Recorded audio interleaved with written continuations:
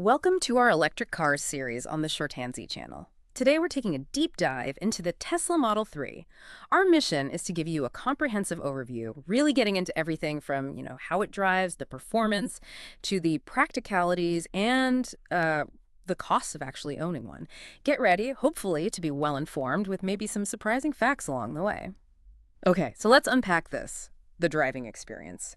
What truly stands out about driving a Model 3? We hear a lot about the speed, but what does that actually feel like? Yeah, it's probably the first thing people notice. What consistently impresses, and frankly what new owners often rave about first, is that immediate silent acceleration. Right, the instant torque. Exactly. There's just zero lag. It's often described, maybe dramatically but accurately, as a roller coaster feeling. You press the pedal and it just goes. And the numbers back that up. Oh, absolutely. For instance, the long-range model, it hits 0-60 mile per hour in a really thrilling 4.2 seconds. It's not just fast on paper.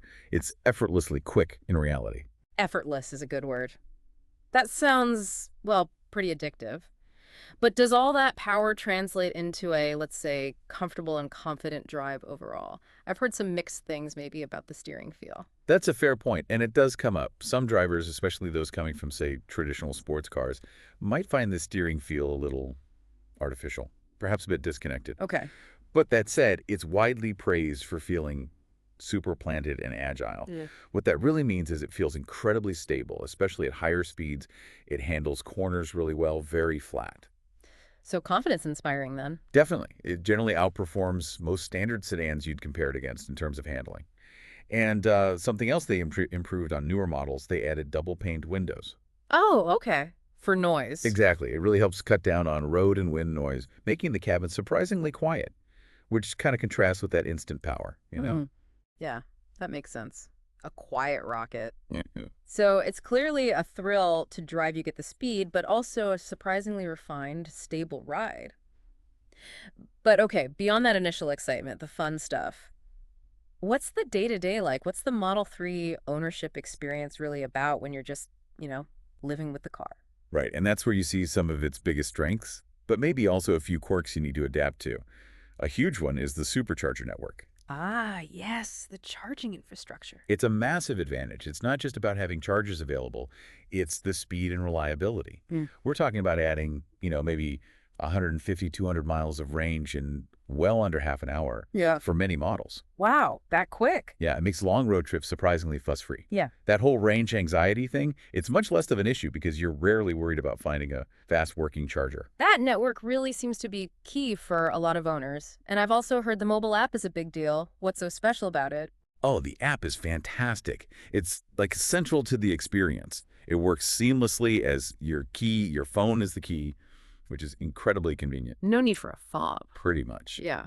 But it does way more. You get useful features like Sentry Mode. Sentry mode, what's that? It basically uses the car's cameras to monitor its surroundings when parked. If it detects a threat, it starts recording. It's like a built-in dash cam and security system. Gives a lot of peace of mind. Huh, that's clever. Okay, so lots of tech integration, but you mentioned quirks. Well, yeah, the main one is probably adapting to the screen-centric controls. Almost everything runs through that big center touchscreen. Right, no physical buttons for, like, climate or wipers. Very few. Things like opening the glove box, adjusting mirrors, even some driving settings, it's all on the screen. For people used to tactile buttons and knobs, it can feel a bit alien at first. It definitely takes some getting used to. I can imagine that being a bit of a learning curve, maybe even frustrating initially. And speaking of challenges, what about winter? That's a big concern for EV buyers in colder places, right? Range reduction. Absolutely. It's a really important point. You have to be aware. Winter conditions, the cold, it can significantly reduce your range. We're talking potentially 30, even 40% less range in really cold weather. 30 to 40%, wow, that's substantial. It is. It's just the reality of current battery chemistry. So you need to factor that into your planning, maybe be more diligent about preconditioning the battery while it's still plugged in, things like that. It requires a bit of a mindset shift. Definitely something to consider. Okay, shifting gears a bit. Maybe one of the biggest traditional car worries is maintenance, oil changes, tune-ups, all that stuff, and long-term costs. Does the Model 3 offer any relief there, especially with the battery? Now this is where it gets really interesting and often surprises people. The maintenance is remarkably low. How low are we talking? Well, estimates put the average maintenance cost around, say, $3,300 over 10 years. Over 10 years. Yeah. Compare that to other luxury sedans, even some non-luxury ones, and it's significantly less.